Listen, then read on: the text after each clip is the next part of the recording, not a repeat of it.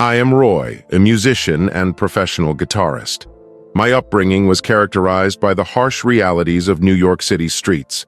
My father was absent from my life, and my mother struggled with alcoholism.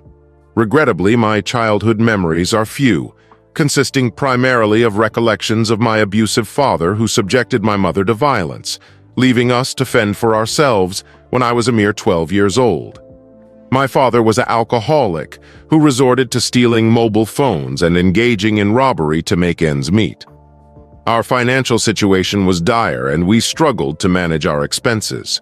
This was a far cry from our previous circumstances. My father had once been a bartender who worked tirelessly day and night to provide for his wife and only child. My mother, on the other hand, worked as a cleaner in a supermarket. Despite our financial challenges, I was fortunate enough to attend a charitable school and pursue my passion for music by playing the guitar. Since childhood, I had aspired to become a renowned musician and composer. Additionally, I excelled in my academic pursuits. My father's altercation with a drunken customer at the bar one night marked a turning point in my life.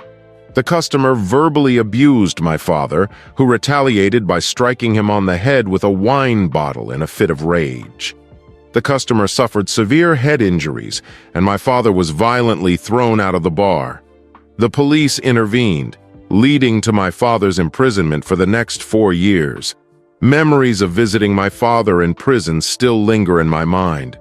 His incarceration had dire consequences for my family. My mother had to work overtime to make ends meet, but it was still not enough to cover my school expenses. As a result, I was expelled from school for failing to pay my fees for an extended period. This burden caused my mother to suffer from mental anguish and turn to alcohol abuse. At the age of 15, I had to leave school and work at a supermarket to support myself. At night, I would play the guitar on the streets to earn extra money. Other boys who played various instruments joined forces to create a band that performed on the streets. Little did I know that the guitar, which I cherished, would one day be the only means for me to survive. As the eldest child, I had to take care of my mother, and when my father was released from prison, he was already mentally scarred and unable to function properly. Consequently, he resorted to a life of crime, robbing people to make a living. This situation caused me great concern for my parents' well-being. I had no inkling of what my future held for me. Every night I would sing, dance, and play the guitar to make ends meet. Passers-by would stop and listen to us for a moment, and only a few would bother to applaud before leaving without offering any monetary support. My years of struggle were the most challenging of my life, and it became a routine for me to return home from the streets to witness my father beating my mother. My parents were living in such abject misery that I felt powerless to help any of us. There were nights when I would lay awake, yearning for the fairy tales we read in school to be true, hoping that a magical wand would make our lives easier. However, the harsh reality of our situation was far from the comforting stories we read. There were days when I, too, succumbed to depression and alcohol. Despite my hardships, I persevered and continued to sing and perform at night to make a living. My fellow performers were either children with tragic stories similar to mine, or homeless and destitute boys who had no other choice but to sing to fill their stomachs. As a street musician, I often performed in front of bars, where the owners would sometimes allow me to play and other times force me to leave. One night, while performing in front of a Manhattan bar, a security guard approached me as I was about to leave for home. I was informed by him that the proprietor of the bar wished to have a meeting with me. Without hesitation, I accompanied him inside. The owner, a corpulent man, was seated in his chair, indulging in wine and cigars. He expressed his admiration for my songs and guitar skills, which he had been listening to for the past few weeks. He proposed an enticing offer to perform at his establishment, and I readily accepted the generous compensation he offered. The following evening, I was scheduled to perform at the upscale bar. As soon as I began to sing, the audience was captivated by my voice and guitar expertise. They cheered me on and showered me with compliments for my exceptional singing abilities. The manager and owner were thrilled with my performance, and as a result, they generously increased my salary. People would flock to the bar and stay until the early hours of the morning listening to my songs. I took great pleasure in performing in front of live audiences and was grateful for their financial contributions, which allowed me to support my family comfortably. One fateful day, a retired music composer visited the bar and engaged in conversation with the owner while enjoying a drink. Throughout the night, he observed me intently and smiled approvingly. As I was preparing to leave for the night, he beckoned me over and inquired about my interest in releasing a song. My heart leapt with excitement, and I eagerly agreed to his proposal. He handed me his business card and instructed me to meet with his secretary. The following day, I met with the secretary and began recording my debut solo album in the studio. The long-awaited day arrived, and the recording for my song was finally complete. Upon its release, it quickly gained popularity, leading to an influx of fame and fortune. Soon after, composers from all around the city and country began reaching out to me, requesting that I record for them, and I happily obliged. As I continued to produce hit songs, my career skyrocketed, and I became incredibly wealthy. Within a few short years, I was able to purchase a lovely home, luxurious cars, and embark on worldwide tours with my team. I arranged numerous concerts and reaped immense profits from them. With the wealth I accumulated, I was able to fund my mother's treatment, which led to her full recovery in just a few months. We were overjoyed with our newfound happiness, especially since my parents had already divorced and we were living a content life. Every blessing in life seemed to have fallen upon us. In February, I was scheduled to perform at a stadium in England and had arrived 2 days prior to the event. Following my concert, I retired to my hotel room and slept until evening. After dinner, I ventured out to the balcony for a stroll and decided to explore the nightlife and clubs in England. I altered my appearance and disguised myself before sneaking out of my hotel room to wander the streets of London.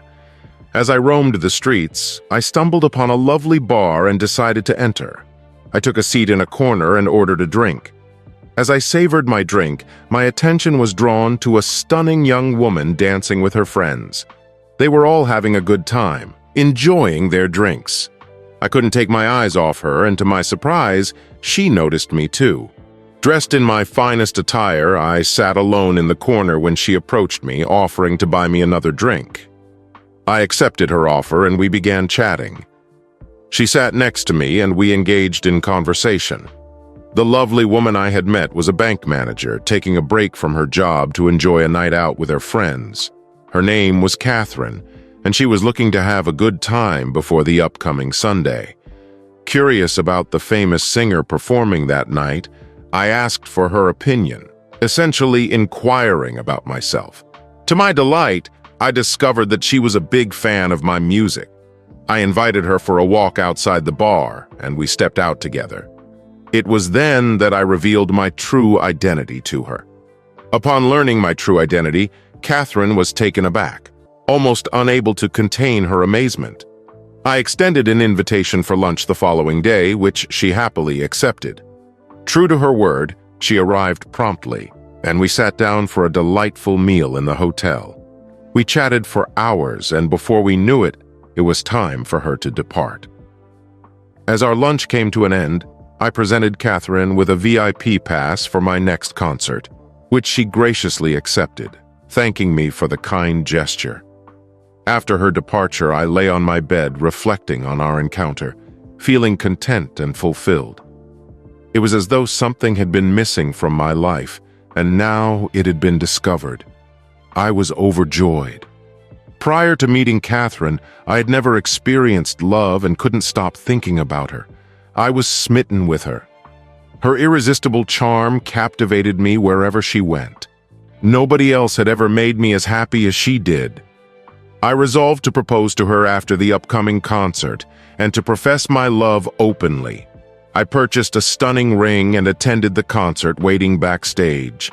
My security team escorted Catherine in, and her delightful smile lit up the room. When she embraced me, I was overcome with joy. As I took the stage to perform, she stood by the side, watching me intently. After my performance, I approached her and invited her to join me for a walk on the beach. Once we arrived, I knelt down and poured out my heart, confessing my love and asking for her hand in marriage. Though she was taken aback at first, she eventually accepted and we embraced. Upon returning home, I enlisted the help of my mother to plan our wedding in my home country. With my numerous media and news contacts, we spread the word about our upcoming nuptials. Together, we selected a date and began planning our future. I felt truly blessed, as though divine intervention had granted me the greatest gift of all. Our wedding day dawned bright and sunny in New York City. My mother and her parents were filled with joy, and I was resplendent in my finest attire while Kathy was radiant in her white wedding gown. Following the ceremony, we retired to our new home. I expressed my gratitude to God for His blessings upon us. Though I was not a Catholic Christian like Kathy, I respected her faith. My past struggles were behind me, and a new chapter in my life had begun. We eagerly planned our honeymoon and quickly secured flights to Europe. Together, we explored a multitude of countries, living life to the fullest. However, as my fame continued to rise, my workload increased, and I found myself struggling to balance my career and my relationship with my wife.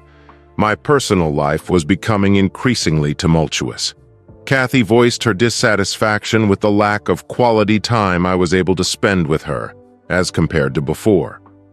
Despite my efforts to balance my workload and my relationship, my wife's behavior began to change. She seemed disinterested in my activities, and her behavior became increasingly erratic.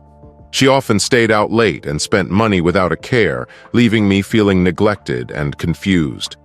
Although I never found time in my busy schedule to attend church, Kathy regularly made it a point to go. I admired her devotion and commitment to her faith. One day she told me about a new young priest at the church she attended, and how she had been visiting more frequently than before. I asked her if she could take me along one day, and we soon found ourselves at the church together. I had the pleasure of meeting the priest and other nuns at the church, and was struck by their inner beauty.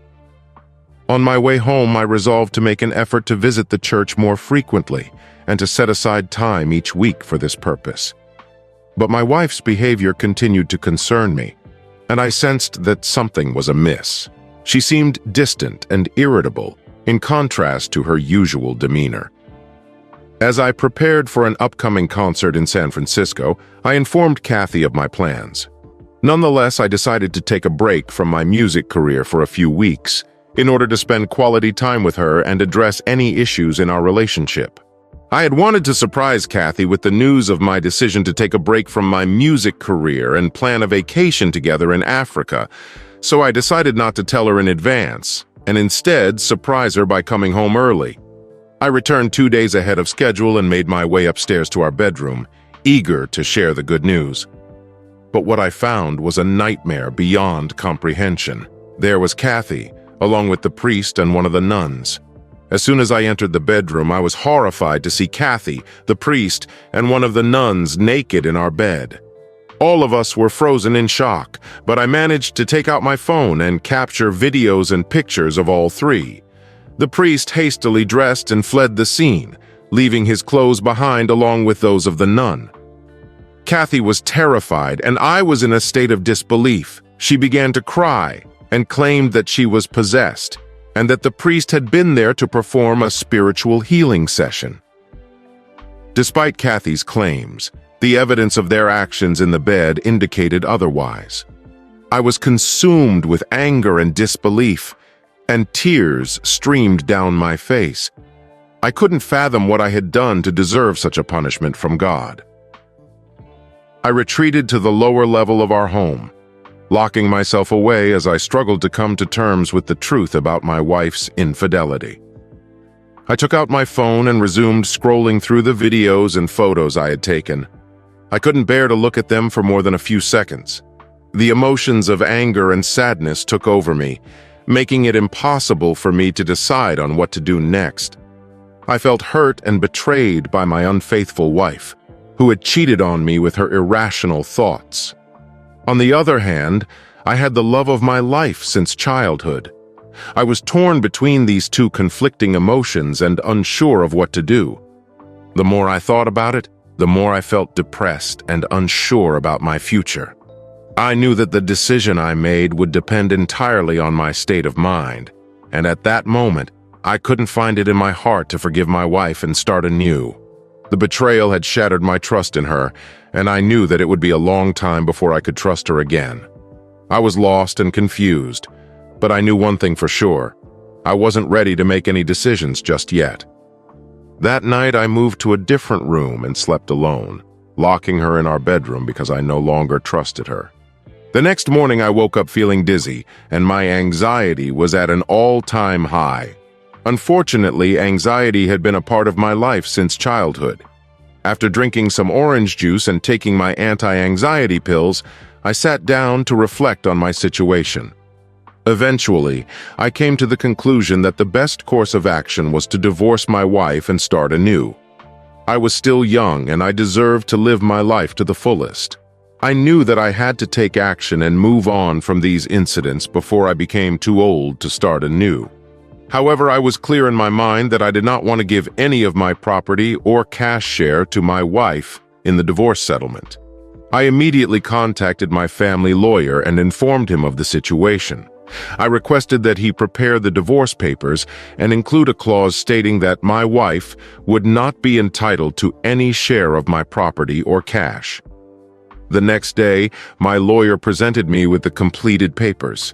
I took the divorce papers to my wife and asked her to sign them, acknowledging that she would not receive any share of my cash or property. I forced her to sign them, and once she did, I felt a sense of relief. With the divorce finalized, I contacted the manager of my team and sent them all the videos and pictures of that day. I instructed them to release the pictures and videos to the media channels, as I had previously told them. All the while, I had already divorced my wife. By divorcing my wife and sharing the incriminating videos and pictures of the priest and nun, I felt that I had taken revenge on those who had wronged me. I was satisfied that they had gotten what they deserved, and I was glad to have rid myself of a wife like Kathy. After that incident, I moved on with my life, ready to start anew.